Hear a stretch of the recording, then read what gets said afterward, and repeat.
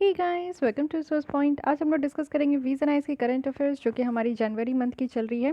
तो काफ़ी टॉपिक हमारी कंप्लीट हो गई है। पूरी एक पॉलिटी एंड गवर्नेंस 2 पार्ट आ चुकी है। मेक श्योर कि आपने वो देख लिया है। आज हम लोग स्टार्ट करेंगे इंटरनेशनल रिलेशंस। इंटरनेशनल रिलेशंस में इस बार बहुत ही अच्छे टॉपिक हैं। तो सबसे पहले हम लोग इंडिया और यूनाइटेड नेशन सिक्योरिटी काउंसिल्स के बारे में देखेंगे। इंडिया की वैक्सीन डिप्लोमेसी क्या है इसे देखेंगे, और इंडियन डायस्पोरा का क्या रोल है जिससे कि हम लोग अपने इंडिया को सेल्फ रिलायंट आत्मनिर्भर बना सकते हैं। तो कोशिश करती हूँ कि इन 3 टॉपिक को आज मैं लेती हूँ और कंप्लीट करने का कोशिश करती हूँ। चलिए स्टार्ट करते हैं। तो ये कल मैं एक क्वेश्चन पूछी थी, उसका आंसर बता देती हूँ, फिर आज आप लोग के लिए एक फ्रेश क्वेश्चन है। तो 2017 की प्रीलिम्स की क्वेश्चन है कि इंडिया में जुडिशियल रिव्यू का मीनिंग क्या होता है। तो इसकी करेक्ट ऑप्शन है ए। इट मीन्स कि जुडिशरी के पास एक पावर होती है कि वो किसी कानून को देखे कि वो कॉन्स्टिट्यूशन के हिसाब से है या नहीं, या फिर एग्जीक्यूटिव ऑर्डर का यहाँ पे क्या कार्य हो रहा है। इट मीन्स कि जुडिशरी रिव्यू कहने का मतलब है कि कोई भी अगर कानून आपका सुप्रीम पार्लियामेंट या फिर स्टेट लेजिस्लेचर से निकलता है तो सुप्रीम कोर्ट का यहाँ पे काम होता है कि वो देखते हैं कि हाँ वो कॉन्स्टिट्यूशन के हिसाब से तो है, उनके प्रोविजन के अकॉर्डिंग है, और साथ ही साथ हमारे ह्यूमन बींग्स की जो फंडामेंटल राइट है, इंडियन सिटीजन्स की जो फंडामेंटल राइट है वो कहीं वॉयलेट तो नहीं हो रही है। तो ये बात यहाँ पे देखा जाता है। तो ए ऑप्शन यहाँ पे करेक्ट हो गया। अब ये यहाँ पे 2018 की क्वेश्चन है, आप लोग को बताना है। पहले मैं 5 जो जनवरी की अलग से करंट अफेयर्स की जो डिस्कशन की थी उसमें ट्रेजरी बिल के बारे में हम लोग डिस्कस किए थे। तो देखिए यूपीएससी में कैसे क्वेश्चन आता है। फर्स्ट स्टेटमेंट है कि रिजर्व बैंक ऑफ इंडिया के द्वारा मैनेज किया जाता है गवर्नमेंट ऑफ इंडिया की सिक्योरिटीज़, लेकिन स्टेट गवर्नमेंट की सिक्योरिटीज़ को आरबीआई मैनेज नहीं करती है।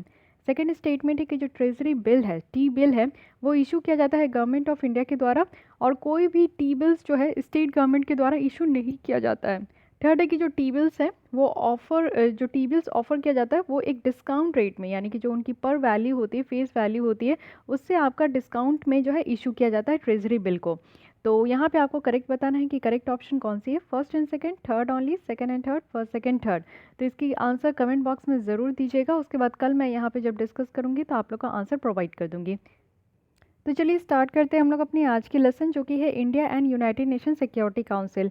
एक्चुअली इंडिया के द्वारा ऑफिशियली स्टार्ट कर दिया गया है अपनी 8 टर्म, और वो भी कैसे, तो नॉन परमानेंट मेंबर जो कि यूनाइटेड नेशन सिक्योरिटी काउंसिल के लिए हम लोग 2 साल के लिए यहाँ पे चुने गए हैं, वो भी 2021 और 2022 के लिए। अब देखते हैं कि यहाँ पे क्या बातें रखी गई है। तो इंडिया यहाँ पे सर्व करेंगे as a president of council. एक पोजीशन है जो कि हर एक मेंबर, यानी कि एक मंथ में ये टर्न होता है, और हर एक मेंबर के द्वारा ये पोजीशन को हेल्ड किया जाता है according to alphabetical order of the member state name.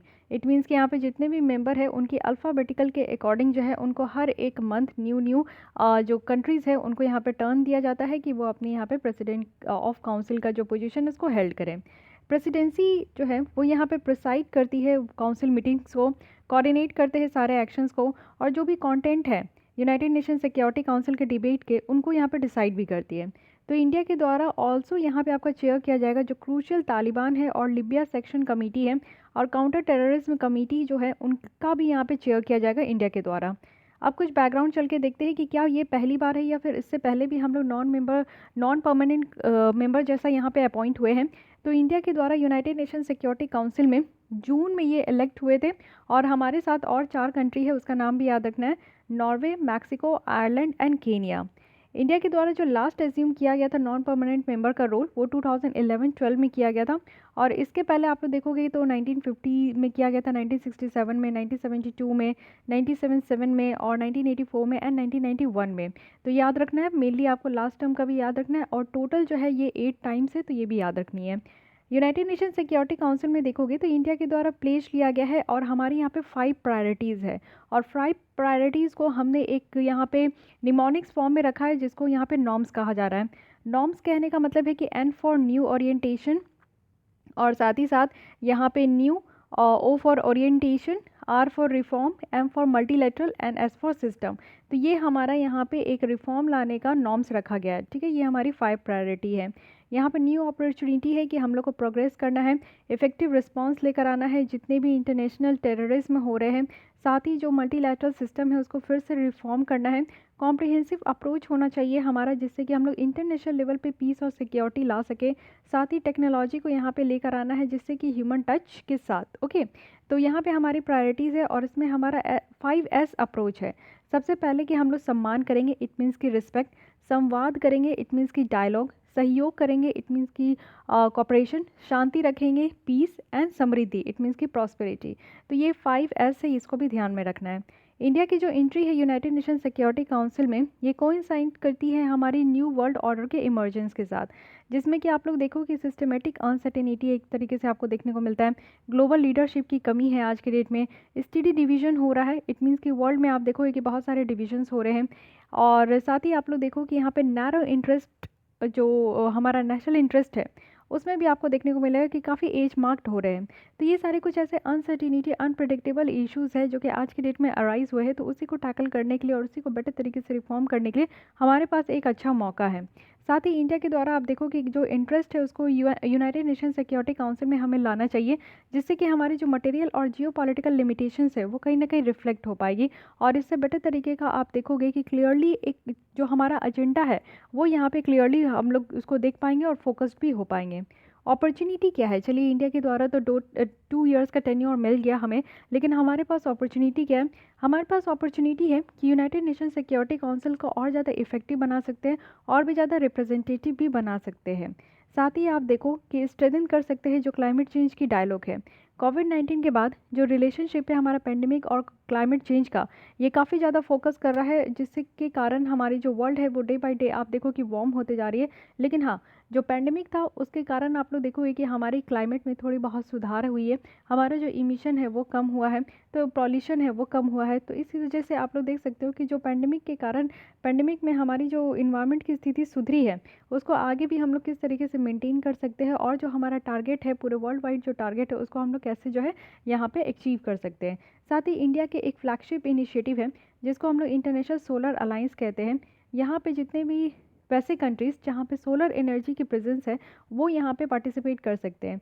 साथ ही CDRI है, इट मीन्स की coalition against disaster resilient infrastructure है, जिसमें कि ये हाईलाइट किया गया है। इन दोनों स्कीम से आप समझ सकते हो कि इंडिया बहुत ही ज़्यादा जागरूक है और बहुत ही ज़्यादा यहाँ पे एक्टिव पोटेंशियल लीडरशिप रोल है इन सारे एरिया में, क्लाइमेट चेंज के एरिया में। तो हमारे द्वारा ऐसा काम किया गया है, तो ये ध्यान रखिएगा। साथ ही हम लोग के पास एक अच्छा प्लेटफॉर्म मिल चुका है, जिसमें कि हम लोग आए दिन टेररिज्म के कारण काफ़ी ज़्यादा प्रॉब्लम में रहते हैं। हम ही नहीं, ऑल ओवर द वर्ल्ड में आप देखोगे कि वेस्ट एशिया, यूरोप की कंट्री भी टेररिज्म के कारण काफ़ी ज़्यादा प्रॉब्लम में रहती है। तो हम लोग यहाँ पे आगे आकर फाइट कर सकते हैं टेररिज्म और टेररिस्ट एक्टिविटीज़ के अगेंस्ट में। इंडिया को यहाँ पे फोकस करना चाहिए कि किस तरीके से टेररिस्ट की जो बढ़ती यहाँ पे इनकी आतंक है उसको, उसके लिए क्या सोल्यूशन होनी चाहिए, और जो टेरर फाइनेंस इंफ्रास्ट्रक्चर है उसको भी यहाँ पे बर्बाद करने की ज़रूरत है। साथ ही साइबर थ्रेट है और जो इन्फॉर्मेशन का आज की डेट में मिसयूज़ हो रहा है, इन सारे मुद्दे पे भी सही तरीके से काम हो सके।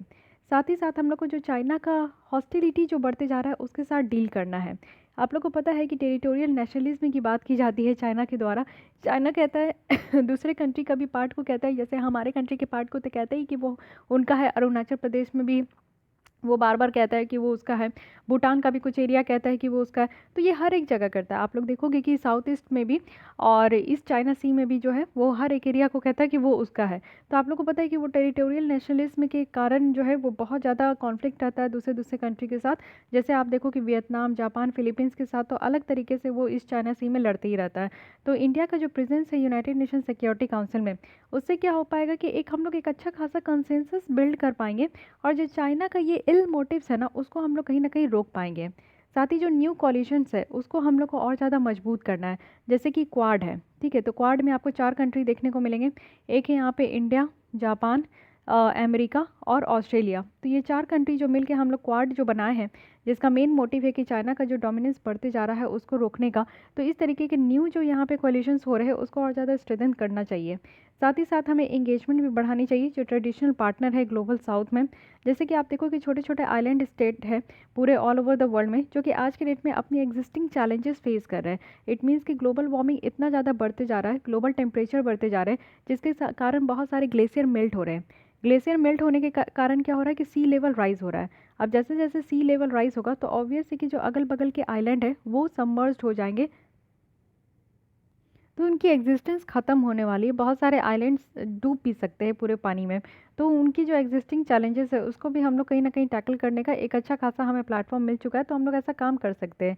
साथ ही आप लोग देखो कि जो यूनाइटेड नेशन सिक्योरिटी काउंसिल की टेन्योर है वो एक गुड मोमेंट है इंडिया के लिए, कि वो इंडिया की इंगेजमेंट वो भी अफ्रीका कॉन्टिनेंट में अपनी पीस और सिक्योरिटी इश्यूज़ को लेकर और ज़्यादा हम लोग बढ़ा सकते हैं।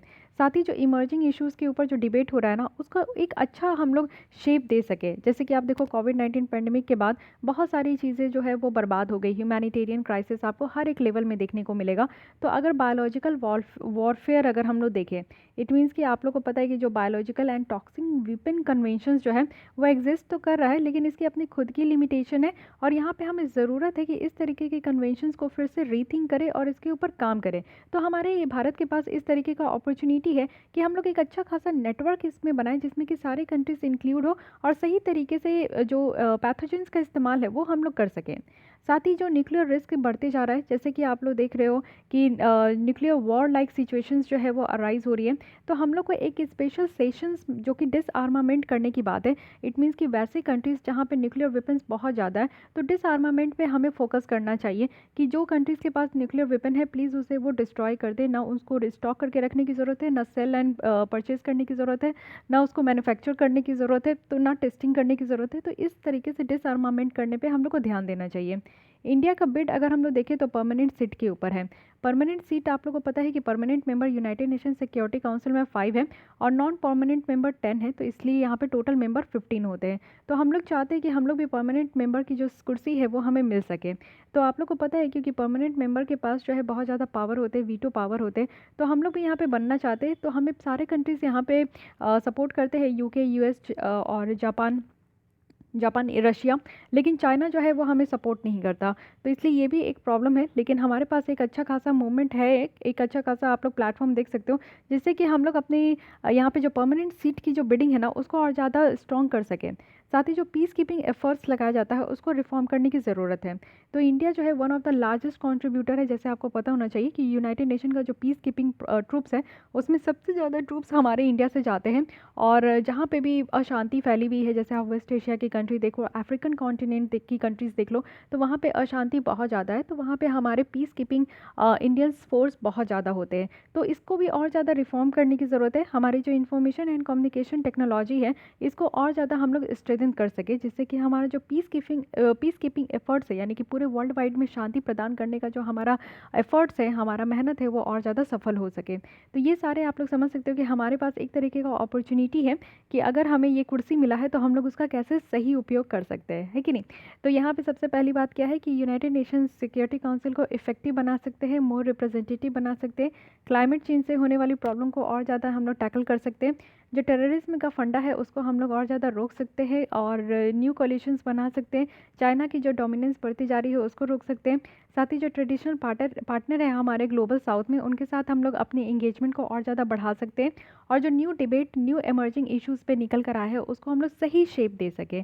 साथ ही जो हमारा एक सपना है कि हम लोग परमानेंट मेंबर बने, तो उसके लिए भी हम लोग यहाँ पे थोड़ा मेहनत कर सकते हैं और जो पीस कीपिंग एफर्ट्स हमारे द्वारा लगाया जाता है उसको हम लोग फिर से रिफॉर्म कर सकते हैं। तो ये सारे काम है जो कि हम लोग कर सकते हैं, लेकिन चैलेंजेस है इंडिया के सामने। तो क्या क्या चैलेंजेस हैं? सबसे पहले देखिए, हम लोग हर एक प्लेटफॉर्म में जाते हैं और कहते हैं कि हमें टेररिस्ट से छुटकारा पाइए, टेररिज्म एक्टिविटीज़ को कम करने की ज़रूरत है, ख़त्म करने की ज़रूरत है। लेकिन एक्चुअली प्रॉब्लम क्या है ना कि हमारे यहाँ जितने भी कानून है ना उसमें terrorism actually what is the definitions of terrorism, ये क्लियरिटी इसकी नहीं है। तो हम लोग को एक इनिशिएटिव लेना चाहिए जिससे कि हम लोग एक comprehensive convention on international terrorism के ऊपर जो है एक अच्छा खासा इनिशिएटिव ले, और इसमें जो भी बैकलॉग है, जिसमें इसमें जो भी लूप होल है, जैसे कि टेररिज्म की डेफिनेशंस नहीं है कि कौन कौन टेररिस्ट कहे जाते हैं, तो ये सारी चीज़ें हम लोग को यहाँ पे इंक्लूड करनी चाहिए। सेकंड हमारे पास चैलेंज है चाइना फैक्टर, क्योंकि आपको पता है बीजिंग जो है वो अपने आप को एक ग्लोबल स्टेज में रख रहा है और सबसे ज़्यादा आप लोगों को पता है आज की डेट में चाइना जो है वो ग्लोबल पावर अपने आप को दिखाता है। तो एक तरीके का आप देखो कि 6 यूनाइटेड नेशन की जो ऑर्गेनाइजेशन है ना वो चाइना के द्वारा ही हेड किया जाता है, और जो कि ग्लोबल रूल्स के लिए बहुत ज़्यादा एक चैलेंज है। तो चाइना जो है आप लोग को पता है कि वो पाकिस्तान को सपोर्ट करता है, और पाकिस्तान जो है चाइना के दम पे इतना ज़्यादा कूदता है और उसी के कारण जो है हमें प्रॉब्लम होती है। तो इसलिए चाइना फैक्टर्स जो है ना उसको बहुत अच्छे तरीके से हम लोग को यहाँ पे टैकल करना चाहिए। साथ ही जो पोस्ट कोविड ग्लोबल ऑर्डर है, ये एक बहुत बड़ा चैलेंज है, क्योंकि आपको पता है कि इंडिया में भी एक रिसेशन वाली, टेक्निकल रिसेशन वाली सिचुएशन फेस की गई थी। टेक्निकल रिसेशन कहने का मतलब है कि अगर कंटिन्यूस 2 सक्सेसिव मंथ तक, कॉन्सिक्यूटिव मंथ तक अगर स्लो ग्रोथ है, और ग्रोथ स्लो भी ऐसा हो रहा है जिसमें कि हमारी प्रोडक्शन भी कम हो गई है, हमारी एम्प्लॉयमेंट भी कम हो गई है, तो उसको हम लोग टेक्निकल रिसेशन कहते हैं। साथ ही हेल्थ इमरजेंसीज बहुत ज़्यादा है, लोगों को हेल्थ से रिलेटेड केयर बहुत ज़्यादा ज़रूरत होती है। तो आज की डेट में आप लोग देखो कि वर्ल्ड ऑर्डर कहीं और जा रहा है, हमारा पोस्ट कोविड जो फैक्टर्स है वो कहीं ना कहीं एक ऑन ट्रैक नहीं है, तो ये भी एक बहुत बड़ा चैलेंज है हमारे यहाँ। ग्लोबल जियो पॉलिटिक्स भी है। सिचुएशन जैसे कि आप देखो यूएसए और रशिया के बीच में बहुत ज़्यादा बर्बाद होते जाती है, टेंशन जो है यूएसए और ईरान के बीच में बढ़ते जा रहा है। तो ये एक टफ सिचुएशन है इंडिया के लिए कि कैसे हम लोग मल्टीलेटरल जो सॉल्यूशन है वो ग्लोबल प्रॉब्लम के लिए हम लोग यहाँ पे प्रमोट कर पाएंगे। तो ये कुछ ऐसे चैलेंजेस है जो कि इंडिया को यहाँ पे झेलने पड़ेंगे। वे फॉरवर्ड में बताया जा रहा है कि जैसे कि हम लोग यूनाइटेड नेशन सिक्योरिटी काउंसिल में थर्ड टाइम के लिए इंटर किए हैं since the end of cold war के एंड होने के बाद हम लोग थर्ड टाइम है, ये हमारा टोटल हमारा 8 टाइम है। तो ये डिफरेंस भी आपको याद रखना है। तो बहुत ही डिफरेंट डायनेमिक है हमारे पास कि हम लोग कैसे जो पहले की टेन्योर थी उसको हम लोग बेटर तरीके से इनकाउंटर कर सके और एक नया तरीके का चेंज ला सके। साथ ही इंडिया की न्यू स्ट्रेंथ है यूनाइटेड नेशन सिक्योरिटी काउंसिल में, और ये होना भी चाहिए। ज़्यादा से ज़्यादा हम लोग को पर्पसफुल और प्रैग्मेटिक काम भी करना चाहिए। साथ ही इंडिया का बिलीव है वासुधम कुटुम्बकम, यानी कि पूरा वर्ल्ड जो है एक तरीके का फैमिली है। तो हम लोग को सारे लोगों को और पूरे कंट्री को एक साथ लेकर चलना है और सबके वेलफेयर के लिए काम करना है, ठीक है।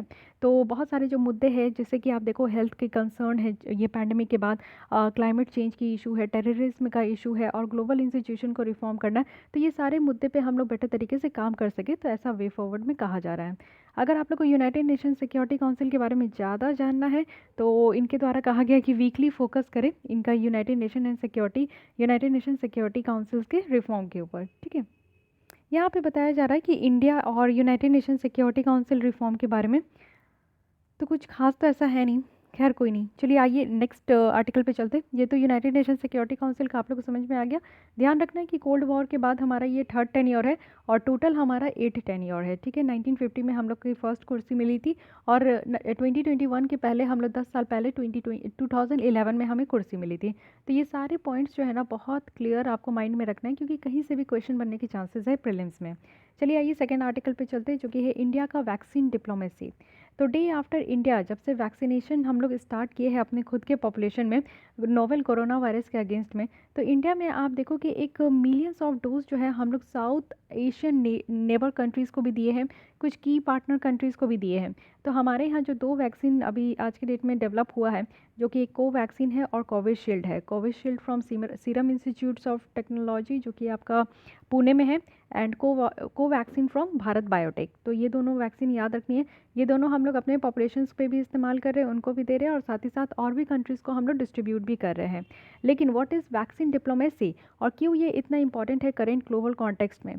तो वैक्सीन डिप्लोमेसी को हम लोग देख सकते हैं कि एक branch of global health diplomacy है, जो कि कैसे हम लोग वैक्सीन्स को यूज़ कर रहे हैं और डिलीवर कर रहे हैं, और साथ ही साथ हम लोग अच्छी खासी सर्विस भी प्रोवाइड कर रहे हैं। इट मीन्स कि हम लोग इसको डिस्ट्रीब्यूट भी कर रहे हैं, अपने नेबर कंट्रीज़ को असिस्टेंस भी प्रोवाइड कर रहे हैं, और इसके ऊपर कुछ रिलेटेड रिसर्च भी कर रहे हैं। तो इसको हम लोग पूरा क्या कहते हैं, वैक्सीन डिप्लोमेसी। फॉर इंस्टेंस आप देखोगे कि इंडिया में मेजर सप्लायर है हम लोग, जो है RT-PCR वैक्सीन के बहुत ज़्यादा सप्लायर कहाँ पे, तो अफ्रीकन रीजन में है। जब से एड्स आउटब्रेक हुआ था, सबसे पहले आप लोग देखोगे कि एड्स की जो केसेस निकल कर आई थी वो आपका अफ्रीकन कॉन्टिनेंट में ही आया था। तो RT-PCR जो वैक्सीन है ना, वो भी हम लोग जो है हमारे द्वारा सबसे ज़्यादा सप्लाई किया गया था।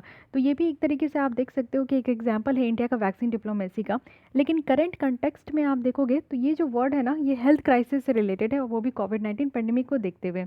तो आप देखते हैं कि ये जो डिप्लोमेसी है ये और भी ज़्यादा लार्जर रोल प्ले कर रहा है कुछ रीजंस के कारण। तो क्या रीजंस है ये देख लेते हैं।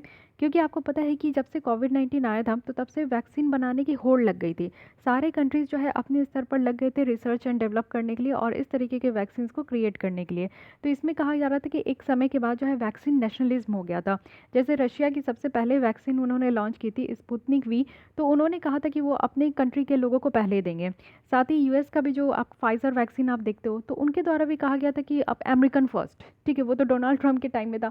तो अमेरिकन फर्स्ट, तो वो पहले अमेरिकन को देंगे जाएंगे। लेकिन हमारे द्वारा ये वैक्सीन नेशनलिज्म नहीं किया गया। हम लोग के जो प्रधानमंत्री वो ऐसा नहीं बोले कि सिर्फ हमारे भारतीयों को मिलेगा और बाद में जब बच खुच जाएगा तब हम लोग इसको एक्सपोर्ट करेंगे, ऐसा हम लोग ने नहीं किया।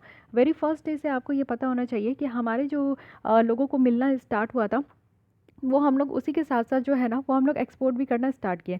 तो एक तो हम लोग वैक्सीन डेवलप किए और साथ ही साथ कुछ रिच कंट्रीज़ भी जो है वो भी हमारी तरफ एक कंसर्न दिखाने लगी और एक तरीके का टर्म निकल कर आया जो कि वैक्सीन नेशनलिज्म कहा जा रहा था। ओके, एक होड़ लग गई थी ना काइंड ऑफ कि हर एक कंट्री जो डेवलप्ड कंट्री जो सक्षम है कि ज़्यादा से ज़्यादा प्रोडक्शन कर सकते हैं वैक्सीन को और डिस्ट्रीब्यूट कर सकते हैं, बट वैसे डेवलप्ड कंट्रीज़ क्या किए कि वो सबसे पहले जो उन्होंने प्रोड्यूस किया तो वो अपने ही कंट्री के लोगों को दे रहे थे। लेकिन इंडिया जो है कि एक डेवलपिंग कंट्रीज़ है, तो आप समझिए कि हम लोग कितना ज़्यादा दयावान है, कितना ज़्यादा काइंड हार्टेड है कि हम लोग अपने लोगों को तो इस्तेमाल करा ही रहे थे, साथ ही हम लोग इसको डिस्ट्रीब्यूट भी कर रहे थे। फाइन। सेकंड जो है वो है हमारा जो आइडिया है कलेक्टिव ग्लोबल रिस्पांस का, उसके आइडिया को और ज़्यादा मजबूत किए। जब से पेंडेमिक स्टार्ट हुआ है ना, आपके पास ये क्लियर होना चाहिए कि हम लोग सारे कंट्रीज़ को बहुत ज़्यादा किसी न किसी तरीके से हेल्प किए। सबसे पहले हम लोग मॉलडीव्स को काफ़ी फूड असिस्टेंस भी प्रोवाइड किए और भी ऐसे नेशन से इंडियन ओशन रीजन में जिनको कि फूड असिस्टेंस प्रोवाइड किए। पीपी किट हमारे द्वारा इतना ज़्यादा मैन्युफैक्चर किया गया कि उसको भी हम लोग ने एक्सपोर्ट किए। टेस्टिंग किट हम लोग एक्सपोर्ट किए और साथ ही साथ कुछ मेडिसिन थे जैसे कि हाइड्रोक्लोरोक्विन थे, उनको भी हमने यूएस जैसे कंट्रीज़ को हम लोग ने एक्सपोर्ट किया। तब कि उस समय डोनाल्ड ट्रम्प भी कहे थे नहीं दोगे इंडिया तो देख लेंगे। तो वो धमकी तो उनका अपने ही तरफ है, लेकिन फिर भी हमारे द्वारा ये दवा भी दिया गया। तो आप देखो कि हमारा एक कलेक्टिव ग्लोबल रिस्पांस था, यानी कि हमारा जो जिस तरीके से काम हुआ, जिस तरीके से हमने वैक्सीन को भी सप्लाई किए, तो हर एक कंट्री जो है ना हमें एक अच्छा खासा रिस्पांस भी दे रहे थे। वैक्सीन जो कि यहाँ पे मेजोरिटी ऑफ वैक्सीन को यूज़ किया गया और सप्लाई किया गया इंडिया के द्वारा, तो ये दो है, ये दोनों तो याद रखिएगा। कोविशील्ड वैक्सीन है जो कि एस्ट्राजेनेका के द्वारा डेवलप किया गया है और ऑक्सफोर्ड यूनिवर्सिटी के द्वारा, लेकिन इसको बनाया कौन है, तो ये है सीरम इंस्टीट्यूट ऑफ इंडिया के द्वारा। फाइन। कोवैक्सीन जो है लोकली डेवलप और मैन्युफैक्चर किया गया है भारत बायोटेक और Indian council of medical research के द्वारा। अब देखते हैं कि कैसे ये जो वैक्सीन डिप्लोमेसी है ये हमारे इंडिया के फॉरेन पॉलिसी को मदद कर सकता है।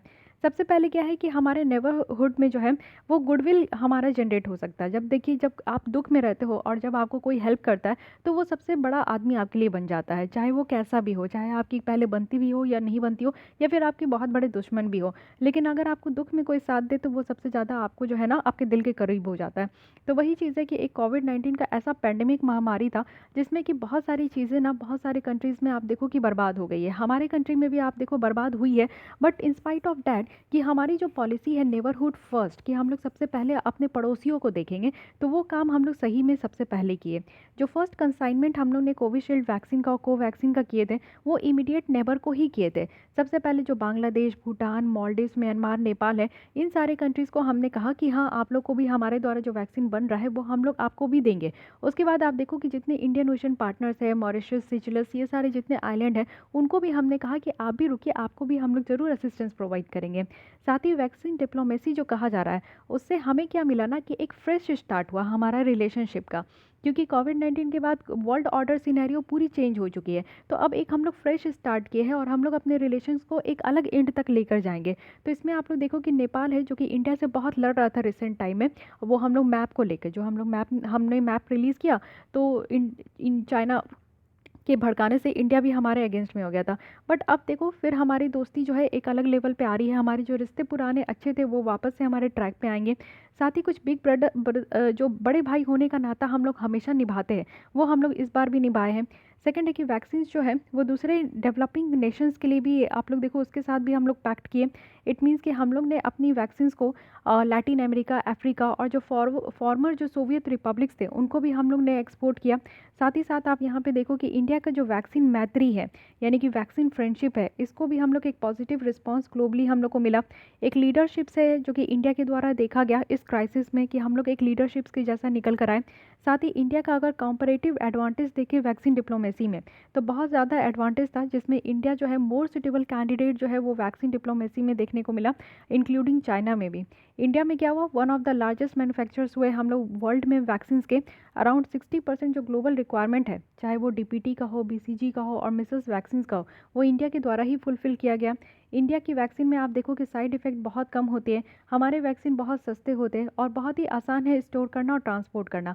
अब फाइज़र की वैक्सीन अगर आप देखो तो उसको -75 से 80 डिग्री में 80 डिग्री सेल्सियस में इसको स्टोर करना है। तो इस तरीके की तो टेक्नोलॉजी ही होना चाहिए ना, हमारे भारत में तो इस तरीके का टेक्नोलॉजी नहीं है, इसलिए हम लोग फाइज़र वैक्सीन को कभी भी अप्रूव नहीं किए, हम लोग मीन्स अपने यहाँ अलाउ ही नहीं किए। लेकिन आप लोग देखो कि जो हमारे कोविशील्ड कोवैक्सीन है, ये आप लोग का 2 से 8 डिग्री सेल्सियस में ना आराम से आप लोग जो है इसको स्टोर कर सकते हो। तो हमारी जो वैक्सीन है उसको स्टोर करना भी आसान है, ट्रांसपोर्ट करना भी आसान है।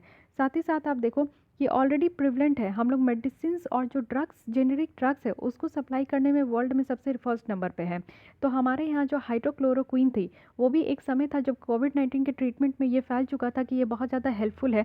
दूसरा जो पैरासिटामोल है जिसमें कि पेन किलर है, क्योंकि वो कोविड-19 आपको कोरोना वायरस होगा तो बॉडी में थोड़ी पेन होती थी तो पैरासिटामोल दे दिया जाता है। जैसे आप लोग को फीवर वगैरह होता है, बॉडी पेन होता है तो पैरासिटामोल आप लोग खाते हो, तो उसी तरीके से कोरोना वायरस में भी इसका इस्तेमाल हो रहा था।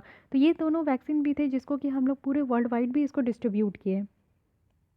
तो वैक्सीन डिप्लोमेसी में आप समझ गए कि इंडिया का क्या क्या एडवांटेज है। ये याद रखिएगा कि हम लोग सबसे लार्जेस्ट मैन्युफैक्चरर्स है वैक्सीन के, लेस साइड इफ़ेक्ट है, लो कॉस्ट है, ईजियर टू स्टोर है और ऑलरेडी प्रिवलेंट है हम लोग बहुत सारे मेडिसिन को और जो जेनरिक ड्रग्स है उनको हम लोग सप्लाई करने में।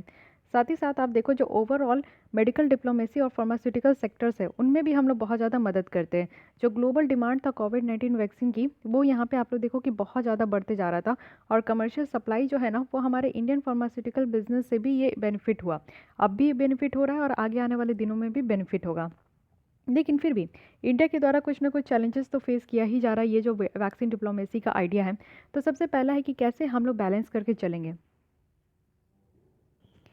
वैक्सीन डिप्लोमेसी को इन डोमेस्टिक नीड्स के साथ, कैसे हम लोग को बैलेंस करना है। तो ये बहुत बड़ी चैलेंज है इंडिया के सामने। हम लोग को ज़्यादा से ज़्यादा आप देखो कि मोर देन बिलियन डोजेस जो है वो हम लोग को ज़रूरत है अपने खुद के पॉपुलेशन को प्रोटेक्ट करने के लिए, क्योंकि वर्ल्ड में हम लोग सेकंड मोस्ट पॉपुलस कंट्रीज़ आते हैं। और साथ ही साथ हम लोग को ये सप्लाई भी इंश्योर करना है जो कि इंडिया में ना रुके। और साइमल्टेनियसली हमारे पास ये भी एक डिमांड है कि हम लोग जो इंटरनेशनल कमिटमेंट किए हैं कि हम लोग वैक्सीन पैक्ट किए हुए हैं बहुत सारे कंट्रीज़ के साथ, तो उन्हें भी हमें वैक्सीन प्रोवाइड करनी है। तो ये एक बिगेस्ट काइंड ऑफ चैलेंज आप कह सकते हो कि कैसे ये बैलेंस हम लोग मेंटेन कर सके।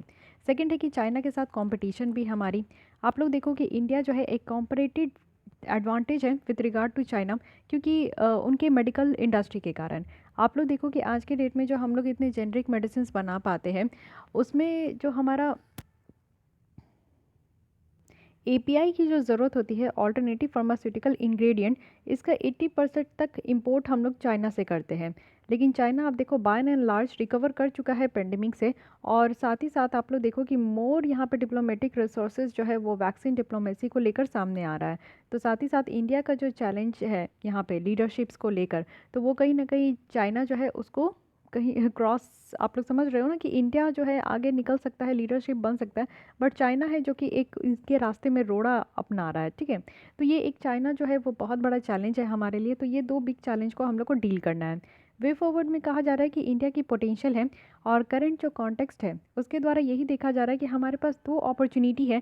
एक तो हम लोग ह्यूमैनिटी को सर्व कर सकते हैं और साथ ही साथ हमारा जो जियो पॉलिटिक पोजिशन है, एफर्ट्स है, उसको हम लोग और ज़्यादा स्ट्रेंथन कर सकते हैं। इसके लिए हम लोग को ज़्यादा से ज़्यादा एफर्ट्स लगाने की ज़रूरत है। इमीडिएट गेन जो है वो हम लोग जनरेट कर सकते हैं, जैसे कि कम्युनिकेशन चैनल को ओपन कर सकते हैं, गुडविल को क्रिएट कर सकते हैं। तो ये सारी चीज़ें हम लोग को करनी चाहिए जिससे कि हम लोग अपनी एंगेजमेंट को जियो पॉलिटिकल पार्टनर के थ्रू, इकोनॉमिक एग्रीमेंट के थ्रू और जो बायोलेटरल इश्यूज़ है उसको रिजॉल्व करने के थ्रू जो है हम लोग ये सारा काम कर सकते हैं। तो बहुत अच्छी आर्टिकल थी, इसको भी हम लोग एक बार रिकॉल कर लेते हैं कि हमने यहाँ पे क्या क्या देखा। तो सबसे पहले है इंडिया की वैक्सीन डिप्लोमेसी। तो हम लोग की जो वैक्सीनेशन प्रोसेस शुरू हो गई है उसके लिए वैक्सीन डिप्लोमेसी।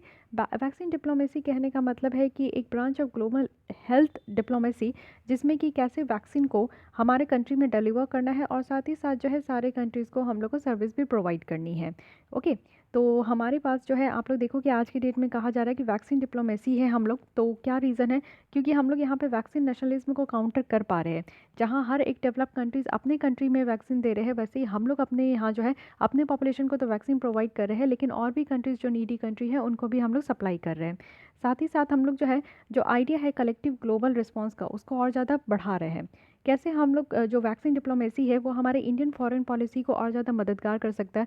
तो हमारा जो पॉलिसी है नेबरहुड फर्स्ट पॉलिसी, उस पे हम लोग इसको और ज़्यादा, इसके कारण हम लोग मददगार कर पा रहे हैं, हम लोग मदद कर पा रहे हैं। साथ ही यहाँ पे जो वैक्सीन पैक्ट है दूसरे डेवलपिंग नेशंस के साथ, उसको भी हम लोग और ज़्यादा बढ़ा चढ़ा के काम कर पा रहे हैं। वैक्सीन फ्रेंडशिप जो है हमारा, उस पे भी हम लोग ध्यान दे पा रहे हैं।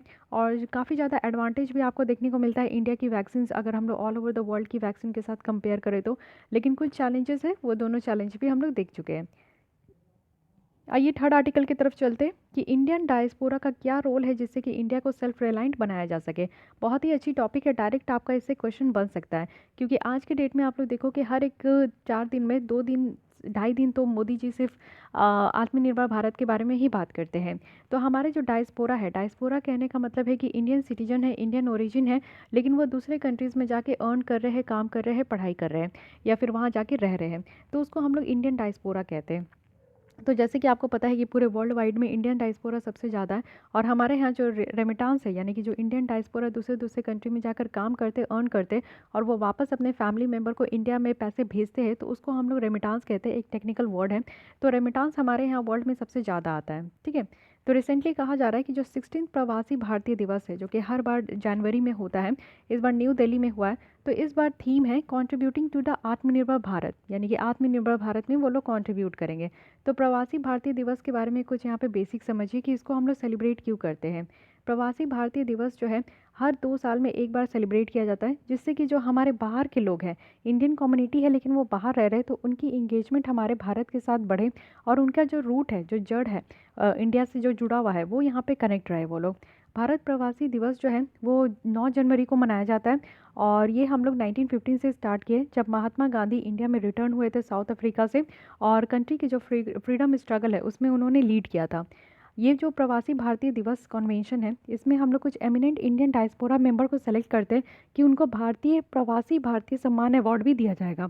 तो ये जो प्रवासी भारतीय सम्मान अवार्ड दिया जाता है, ये हाईएस्ट ऑनर होता है किसी भी एनआरआई के लिए, या फिर पीओआई के लिए, या फिर ऑर्गेनाइजेशन या किसी इंस्टीट्यूशन के लिए जो कि एनआरआई या फिर पीओआई के द्वारा वो चलाया जा रहा है। तो ये भी चीज़ आपको ध्यान रखनी है। अब आइए हम लोग अपने टॉपिक पे आते हैं कि इंडियन डायस्पोरा होते कौन है और क्या होता है। जो टर्म है डायस्पोरा, इसको हम लोग समझ सकते हैं कि कोई भी एनआरआई या फिर यहाँ पे पर्सन ऑफ इंडियन ओरिजिन की है, लेकिन वो दूसरे कंट्रीज़ में जाके रह रहे हैं, वहाँ पे काम कर रहे हैं या पढ़ रहे हैं। साथ ही ओवरसीज सिटीजन्स ऑफ इंडिया है, जिसमें कि आप देखो कि पीआईओ और ओसीआई कार्ड को आज के डेट में मर्ज कर दिया गया है और एक ही कैटेगरी में आ गया है, जिसको हम लोग ओवरसीज सिटीजन्स ऑफ इंडिया कहते हैं। पहले ये दोनों कार्ड अलग अलग थे। जब आप पॉलिटी में सिटीजनशिप पढ़ोगे तो ये दोनों कार्ड की आप लोग को पता चल जाएगा कि कब किसको कहाँ किस तरीके से दिया जाता है। लेकिन मोदी जी आए तो 2015 में इसको मर्ज कर दिए, और एक ही कॉमन कहा जाता है ओवरसीज सिटीजन्स ऑफ इंडिया, ठीक है। तो जो हमारे कंट्रीज़ के लोग हैं वो बाहर रहते हैं, उनके लिए उनको हम लोग डायस्पोरा कहते हैं। अगर ब्रॉडली स्पीकिंग कहे हम लोग यहाँ पे इंडियन गवर्नमेंट के लैंग्वेज में, तो डायस्पोरा इट मीन्स कि ग्रुप ऑफ पीपल है जो कि या तो वो अपने ओरिजिन को इंडिया में देखते हैं, या तो वो इंडियन सिटीजन है और बाहर रह रहे, चाहे वो टेम्प्रेरी रह रहे या परमानेंट रह रहे, दोनों को हम लोग को डायस्पोरा ही कहते हैं। अब स्टेटस देख लेते हैं जो कि काफ़ी इंपॉर्टेंट है। वर्ल्ड माइग्रेशन रिपोर्ट 2020 के हिसाब से देखें तो इंडिया जो है एक लीडिंग कंट्री है इंटरनेशनल माइग्रेंट में 2019 में। और हमारे यहाँ से बहुत सारे लोग हैं जो कि माइग्रेंट करके दूसरे कंट्री में गए हैं, वो है 17.5 मिलियन स्ट्रॉन्ग डायस्पोरा। 2018 में जो रेमिटांस इनफ्लो था इंडिया में, वो यूएसडी डॉलर के हिसाब से देखें तो 79 बिलियन था, जो कि वर्ल्ड में सबसे लार्जेस्ट है। तो ये डेटा जो है आपका बहुत ज़्यादा इंपॉर्टेंट है, इसको आप लोग मीन्स में ज़रूर इस्तेमाल कीजिएगा। अब देखते हैं कि क्या रोल है जो कि प्ले किया जा सकता है इंडियन डायस्पोरा के द्वारा, जिसमें कि हम लोग की इंडिया को, भारत को आत्मनिर्भर बनाने में। तो सबसे बड़ी बात है कि हमारे जो इंडिया का ब्रांड है ना, उसकी आइडेंटिटी को और ज़्यादा मजबूत कर सकते हैं। जैसे कि आप लोग लोकल ब्रांड्स का नाम जानते हो, बहुत सारे ऐसे लोकल ब्रांड्स हैं जो कि मेड इन इंडिया के थ्रू बनते हैं। तो हमारे जो जितने भी डायस्पोरा है दूसरे दूसरे कंट्री में, वो उसका इस्तेमाल करे, उसको ज़्यादा से ज़्यादा परचेज़ करे, और ज़्यादा से ज़्यादा को उसको यूज़ करने के लिए भी इन्फ्लुएंस कर सकते हैं। तो इससे क्या होगा ना कि हमारा जो इंडियन ब्रांड है उसकी ब्रांडिंग बहुत अच्छे तरीके से हो पाएगी। साथ ही जो एक्सपर्टीज़ और जो नॉलेज है वो अगर शेयर करेंगे तो उनसे भी हो सकता है।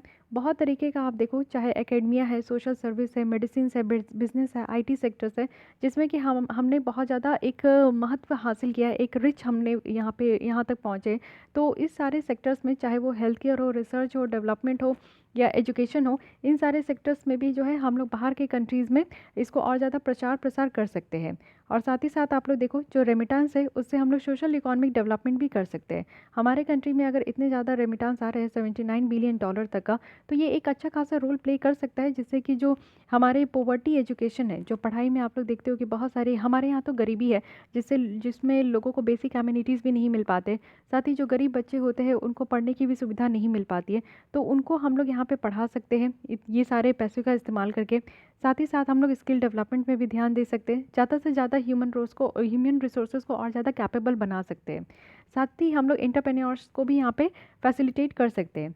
डायस्पोरा से क्या है कि हम लोग ट्रांसनेशनल जो एंटरप्रेन्योरशिप है उसको बिल्ड कर सकते हैं, यानी कि जितने भी नए नए जो एंटरप्रेन्योर्स होते हैं उनको हम लोग सपोर्ट कर सकते हैं। साथ ही जो इन्वेस्टमेंट फ्लो है उसको भी सिक्योर कर सकते हैं। इंडियन डायस्पोरा जो है वो बेटर हमारे लिए होते हैं इंडियन मार्केट कंडीशन में।